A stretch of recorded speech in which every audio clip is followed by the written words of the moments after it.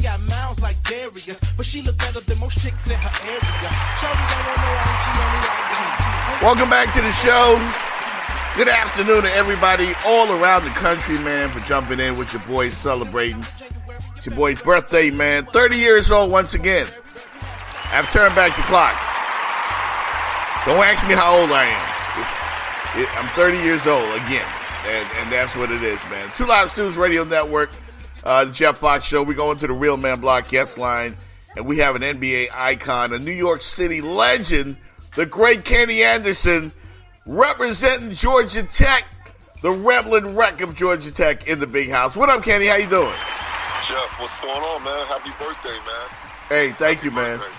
Thank you, man. I'm not going to ask you to sing because I don't know what the vocal pipes is like. Nah, I can't sing, man. I can't sing at all. Nah. Nah, you can't carry a note in the suitcase? You like me? Nah, I can't carry no note.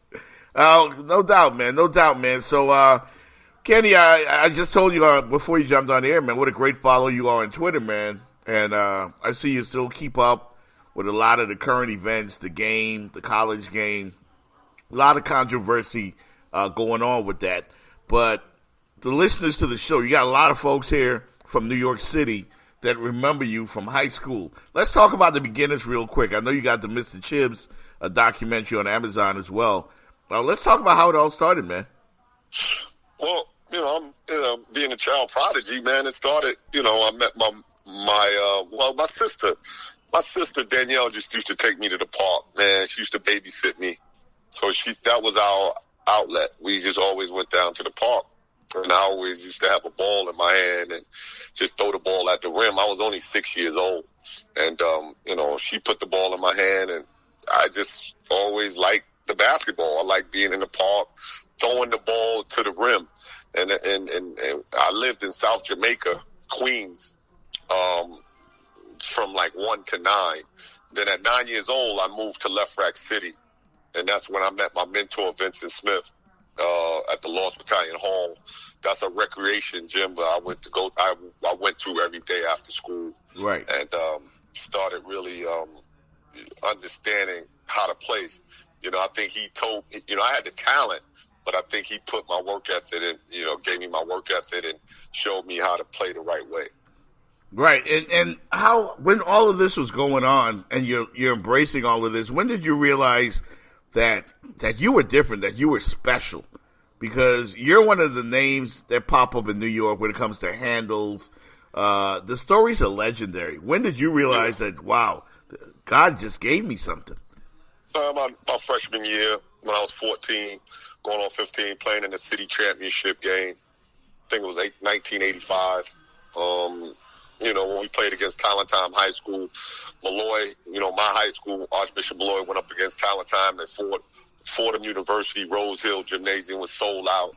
And, I won the MVP as a freshman and came in and never started a game my freshman year. Only played 3 quarters. Came in and, had a great overtime. We won in overtime.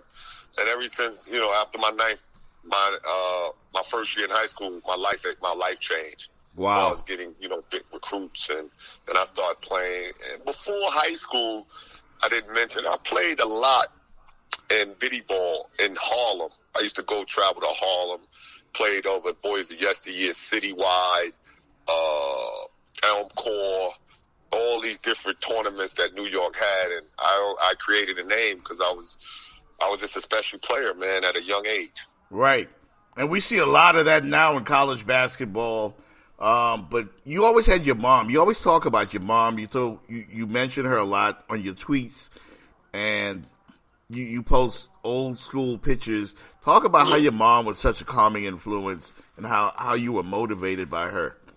Yeah, I always teach, when I mentor kids and go do my clinics all over different cities. I always talk about your motivation. What's your motivation?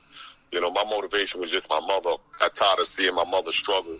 Didn't know where we was going to live. Didn't know what we was going to eat. So she was my, rock. She was she could have got rid of me, man. In the 70s, abortions was legal. And, a lot of times my mother struggled, but I was always on her hip. I was always on her side. Right. She never let me go without.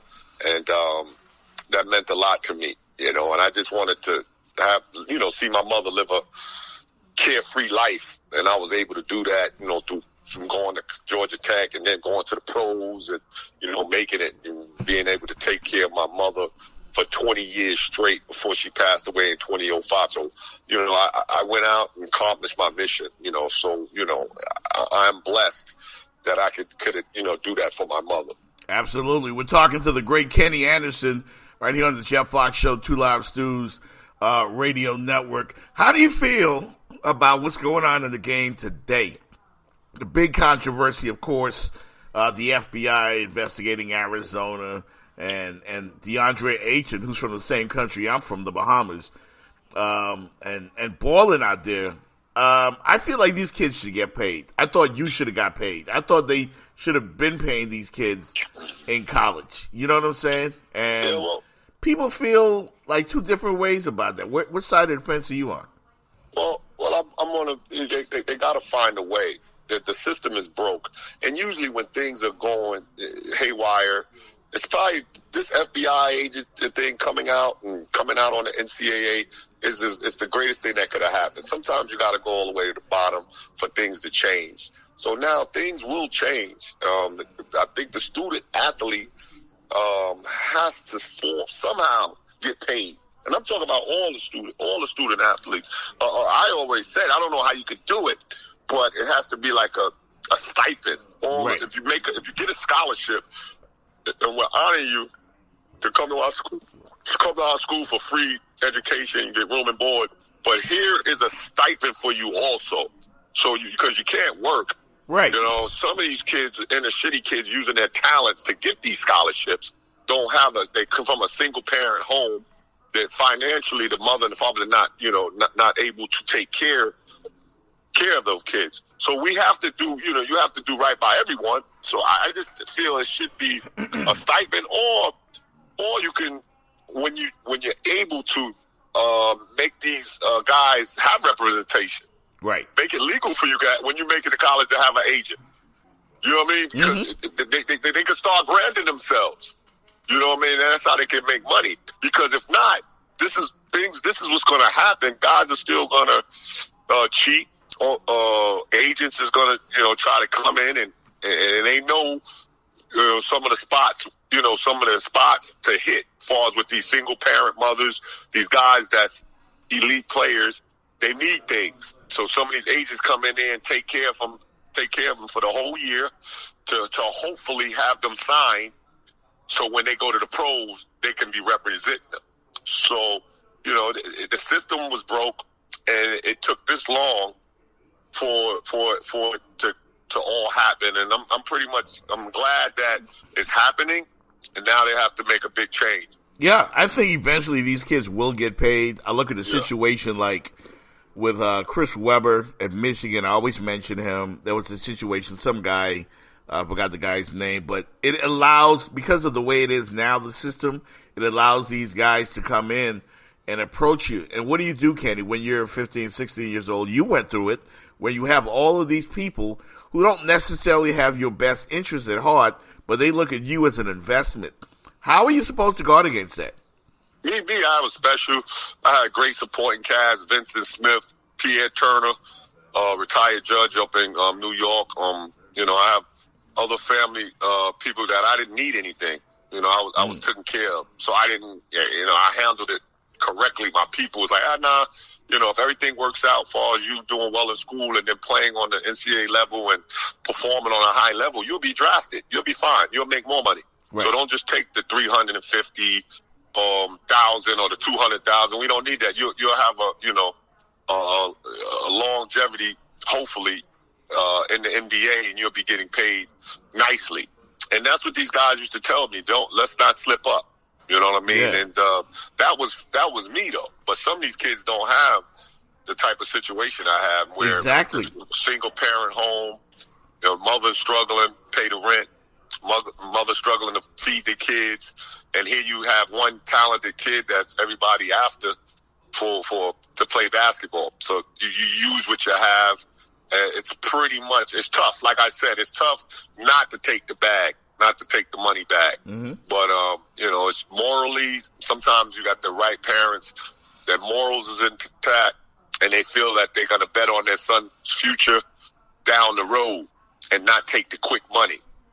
And I'm really sad sometimes with most of these agents, once they get the kid and they take them for a year and the things don't pan out the way they expected the player to pan out, they forget about the kid. It's over. Right. It's over. So now the kid is just in no man's land, don't know what he's doing with his, if he don't have no more basketball career, they're not even taking care of the kid to further his life, to have a productive life. It's just sad. So that's where you got to have a strong supporting team, in your corner. Yeah, and you mentioned, man, you told the truth because not everybody has that. A lot of kids come from broken homes. A lot of kids don't have the strong parental guidance. Yeah. And they're vulnerable. And that's why I think it would make sense for the schools to really try to look out for these kids and allow them to get something, because it's easy for them to be distracted. And these guys, man, they got sugar on the tongues. You know what I'm saying? They got lyrics. And it must be really, really tough for those young kids, man. Yeah, it definitely is. And a lot of these guys are going to have great futures as far as athletically, and they just got to understand that. But once again, the money factor comes in. The agents is vultures, and the leeches and the hanger-oners and guys that they're in your corner now because they know they hope it. You have a bright future, that everything works out for you, that you could come into the money, and then they could take advantage of you. So it's just like I said, the system is broke, and it's time that it needs to be fixed. And the NCAA is the biggest crooks on earth. Thank you. Yeah. They're the biggest crooks on earth. Let's call a spade a spade. It is what it is. You know what I mean? I was just fortunate. I went to a great school. I got highly recruited. That's another thing my documentary, pinpoints, is I was the number one recruit in 1989. I could have went to any school in America, any school I wanted to go to, but, I went to the school of my choice. That was Georgia Tech, because of Coach Crimmins, and fell in love with Atlanta. And my mother, thought that it would be a great situation for me. I didn't take no money. I didn't get anything because I didn't need anything. Right. Now, if I needed something, you best believe it. Somebody was probably going to give me something. Yeah. And I was going to take it because me and my mother were struggling. Way to keep it 100, dog, for real. Because I know in a situation like that, I'm taking the bag, man. I just can't front. Yeah, you got to take the bag, man. But, some guys take the bag and it all works out. So it's just those percentages. Right. You know what I mean? Some schools get caught, some schools don't. I think that I love college basketball. Don't get me wrong. I'm a March Madness. I had so much great memories going to Georgia Tech, playing on the college level, playing in the ACC. It's just sad that it comes to this right now. But I think they'll clean it up the next few years, and then college basketball still could be great. Yeah, absolutely. You of course were a part of Lethal Weapon 3. Talk about that great unit that you were a part of at Georgia Tech. They still talk about you guys today. Yeah, they still talk about that move that you put on Bobby Hurley. Your boy. Us three, Lethal Weapon 3, Brian Oliver, Kenny Anderson, Dennis Scott. Nobody's going to do it like us. We average. I don't think it ever happened again. 3 guys averaging 20 points. And it was very exciting. I had the talent. I went to Georgia Tech, and it just everything fit like a glove. I came in. Dennis Scott was a junior. Brian Oliver was a senior, and I was a freshman. I came in. It wasn't that much pressure on me, because I had those 2 guys, right? To lean on. So, we had a very close knit team. Malcolm Mackey was the forward. Darryl Barnes, myself, we had one of the top. Ivano Newbilt from Georgia. Us 4 or 5, we had the top top recruits that year. Georgia Tech had the number 1 recruiting class that year with me on there. So it just was a great situation for me to go into. And I love Atlanta. Atlanta welcomed me with open arms, that Southern hospitality. I just never, I traveled, but not far when I was playing AU ball and all that.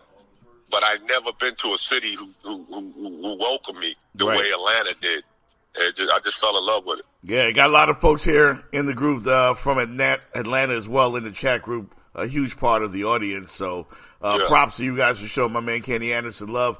Right here on the Jeff Fox Show, Two Live Stews Radio Network. Kenny, I believe that race is a part of them not wanting to pay these kids, especially in college football, when you got a coach like Nick Saban making, $11 million a year.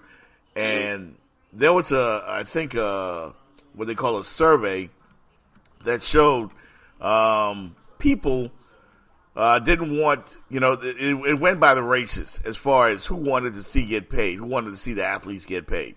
Like, there was a poll that showed that more white folks felt that the kids shouldn't get paid, and more black kids felt like they should get paid. The poll was conducted by the Washington Post and the University of Massachusetts, Let's call a spade a spade. Yeah. That's white, black. What's the stereotypical of how most kids that play on a high level in the ACC and the NCAA and then football and basketball that get scholarships, who are they? Right. They're us, African Americans. Yeah. Usually on a high level that's competing, that's probably going to wind up in the NFL or the NBA, the small percentages. We don't have it like that. You know what I'm saying? Our parents don't, have money like that to, we get scholarships, and then, after you get a scholarship, we get in the car, their mother's sending you a car, and you got money in your account to eat, anywhere you want in that city, in that college town. Most guys that got scholarships don't have anything. Right. You know what I mean? We can't, you can't work when you're a student athlete. You got school and basketball. So you don't have nothing going on. It's hard even to get around. You don't have no car. Some guys can't even afford a pizza. Certain, certain weeks or whatever. So, but I do believe as far as the eating, NCAA does do a good job. I know Georgia Tech did a hell of a job. We had,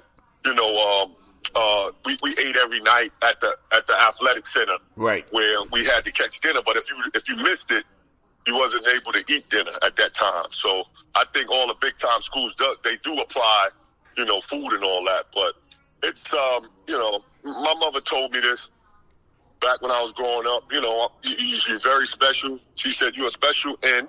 I won't say the word. She said you're a special in. Right. So take advantage of it. You know what I'm saying? She said you're a special that plays basketball. So take advantage of it, because once it's over, you'll see who your real friends are and who's going to take care of you. And she was absolutely correct. Right. When you can't do for them, this university or your guys, your friends and all that, they will look at it differently. Me personally, I went back to school, got my bachelor's in 2010. Right. I went back to St. Thomas University here in Miami. Right. I tried to go back to Georgia Tech, but they was asking for too much money. And also, I lived in Florida. Right. So I couldn't make the, trips back and forth. I didn't want to do all of that. It didn't make sense. Right. But they didn't even ask, I had to go through, jump the hula hoops and everything to try to, get back with my school, Georgia Tech. So my bachelor's, they gave me my credits, which I had about 50-something credits being a true sophomore when I left school. So I had to do 2 years at St. Thomas University. I did that, and I wound up getting my bachelor's, in 2010. After 20-something years, I went back to school. So it's, for me, it's just, it was the greatest thing I probably could have done, because I didn't think I had the willpower to go back to school and get my bachelor's. But it's all, it's difficult, man. Listen. And like I said earlier, NCAA, man, they're the biggest crooks out there. It's tough. They are. Stan Van Gundy called them out. Yeah. Stan Van Gundy, the coach of the Pistons, said that, why is it that a kid coming out of high school can't get $1 million deal right out of high school, but other kids can get $1 million deals, going to hockey, to Major League Baseball. I even made a statement where now I do agree, like if you that good, the elite players, because it's a small percentage that can go on from high school and have a great career and have a long luxury NBA career. So if you're in, I don't know, the lead has to maybe help and change that. If you're a senior in high school and you able to lead, you're that talented, just go right to the pros. Just go right to the pros. Right. But if you can't, and you do say, I want to go to college, you should sign something, an agreement or something where they might you have to stay in college for 2-3 years, something of that nature. And then you get a stipend also if you do go to college. But I think the elite players, all they doing with this one and done, if the elite players, this whole, you just don't want to play ball for a year. Right. So why not just go straight to the pros? Or and that's where the age barrier comes in, and the NBA got to work that out. But I just think some of these guys that's so elite shouldn't even go to college. Just go right to the pros. Or you could go to the G League. I know LeVar Ball sent his kids to Europe. I don't know. I also said the farm system of baseball is awesome. Yeah. We should try to recruit that. We should try to look at how they do their farm systems. And I know the league is trying to do that with the G League, but I don't know. You know what I mean? But I'm glad all this stuff happened. Right. Because, now they're going to fix it. Right. Kenny, you got a great story, man. Mr. Chibbs. It's on Amazon.com. Tell the folks why they should watch the documentary and what motivated you to do Mr. Chibbs. I don't know, about 5 years ago, it was the documentary phases. And then, I was talking to some of my friends. They was like, man, you got to do a documentary. Your life is interesting. You one of the tops. You LeBron before LeBron without the social media, which is true. I've gotten a lot of attention, and being a child prodigy growing up in New York, all the obstacles and everything I've, been through. And I wanted to tell my story to help others. So I didn't know, at first I was, pretty much ashamed and embarrassed. But I just kept hearing all the bad news, what's going on in the world with certain athletes and even just human beings in general. So you know what? I got to sacrifice myself to help others. I'm just going to do the documentary. And sat down with my wife. She was like, yeah, let's be honest. Let's, don't want to offend anybody, but you got to be honest. Tell them some of the mishaps that you went through in your life, and it maybe could help others, go through the whole process and help them live a productive life. And that's what I did. Not only it's not a highlight story. If you want to see some of my highlights, probably gonna have to. It's some highlights on there, but you probably have to YouTube me. But it's just a life. We touched everything, about being a recruited high-end athlete, financial literacy, marriage, kids, all type of stuff is on my documentary. It's a life lesson. If you watch it, you're definitely going to get something out of it. And then it'll have you going so many emotions. I can't even watch it no more. I watched it twice, 3 times. Yeah. But it's real, it's therapeutic for me, but it touched my heart, and I'm glad that I did it just for others to understand what an all-star and what an elite player goes through. They just see all the luxury of it. They don't see the hard times, and somebody that's fighting depression and fighting being molested and abused, what, I had to, overcome. And I'm still working on myself. Right. Doing different things and stuff like that, and seeing a therapist once a week and everything like that, just to live a productive life. I have kids now, I have a family, and I want them to understand that, hey, you can still make it, even though, you had some mishaps and stuff like that. So you can fall, you can get back up, that's man. That's what I'm doing. Yeah, that's what I'm doing, and it's been great. And then when you understand it, the documentary was done like 5 years ago. So, that's many years ago. So, you got to understand where I'm at in my life now. Right. So it all worked out. And I always say we all are work in progress. You just got to keep working day to day. And I think all of us, with everything that's going on in the world, we got to look at each other, ourselves first, and try to be better human beings, and go from there to help others. Man, and it takes a lot of courage to open up like that, too. I spoke with Isaiah Thomas, the great NBA Hall of Famer with the Pistons, and he talked about his relationship with Magic Johnson. He was on with me, and he talked about how it hurt and the pain that they went through. And he said it was love that brought he and Magic back together.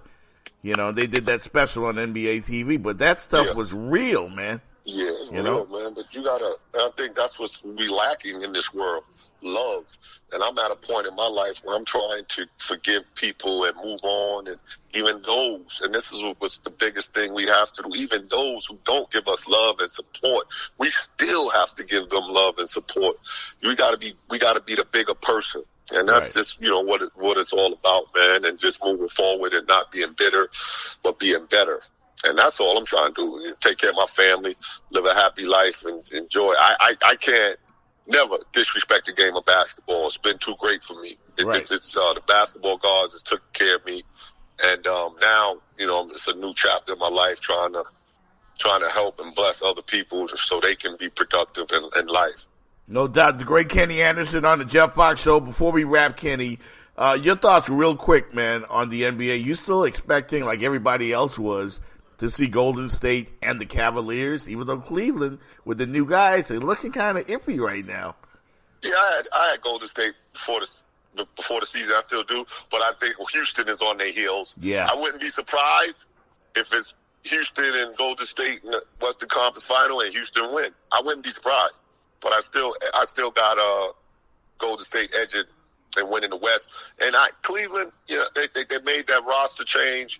But it's going to take time for them to gel. But as long as you got LeBron James, yes, sir. He's the X factor.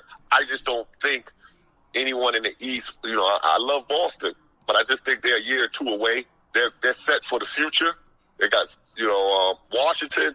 I'm not sure if they can beat Cleveland in a series. I'm not, Toronto, they're there. They're playing extremely well, but they're never the same in playoff mode. When playoff come, they don't play the same. So I wouldn't bet against LeBron James and Cleveland Cavaliers just because they've been there before. He's been doing it, Right. Do you believe in the Raptors at all? No, I love Kyle Lowry and DeMar Rosen. Right. Them the two great. They got a fun backcourt, but I don't know who else is going to step up for them in the playoffs and deliver. I just don't know. I really. Because each year, you go, with the body of work these organizations, they've been doing year in and year out in the playoffs. And when you look at Toronto, this is who they are. This is what they do. They play well in the regular season, and playoff come, they never produce. So maybe this is the year they get over the hump. Who knows? But I wouldn't bet against Cleveland. If I had to guess, I'll go again. For the last time, Warriors against Cleveland in the finals. Right. No doubt, man. It's my man Kenny Anderson. My Guy Cigar Club. I know you had a great event during All-Star Weekend in Los Angeles. Real quick, man. I know you got to go, but talk about the My Guy Cigar Club, man. How folks can get involved in that. It's awesome. It's buzzing, and I smoke for a cause. We giving back. We give back to certain charities. This one out of L.A., we gave back to Tampa Crisis Center. We wrote them a check. We're just doing some big things. It's buzzing. I got it up and running the last 3 months. You can go to myGuyCigarClub.com. We got hats, we got T-shirts, but it's definitely giving back, and I'm a passionate smoker. Been smoking since 1997. And I just said, hey, it's a life.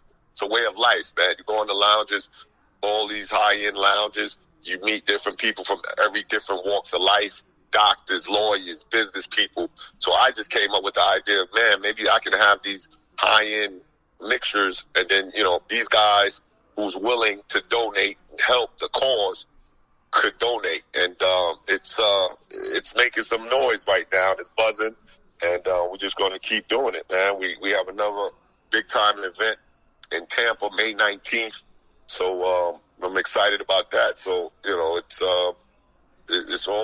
doing well, man. I'm excited. But you could go to MyGuyCigarClub.com and check out my website. Now, don't read the pictures. Look at the pictures. Right. Read on what I'm doing. Yeah. It's a cause. It's more than just holding a cigar and taking pictures. Right. Smoking with a purpose. Yes. No doubt. My guy, Kenny Anderson, man, here on the Jeff Fox Show, man. We appreciate you greatly, man. Greatly. Tremendous. And showing us a lot of time. And thanks for the birthday wish, man. You, myself, and Gigi, we're going to get together soon, man. That stuff is still being worked on. Okay, my man. Stay up, baby. Have a great day. Yes, sir. Yourself. Be good, man. All Thank right. you so much. All right. The great Kenny Anderson, everybody. Georgia Tech legend. Joining the show, the Jeff Fox Show birthday edition. Love me some Kenny Anderson, man. It's my main man right there. And, of course, he and Gigi and I have a show coming that we're working on, just working out paperwork and all that. But you'll be hearing from us real soon. The great Chuck D from Public Enemy. Hit the drum and get wicked. Coming up later on the show, and Rock Anderson and a whole lot more. So keep it right here, Two Lot Stews Radio, Chef Box Show.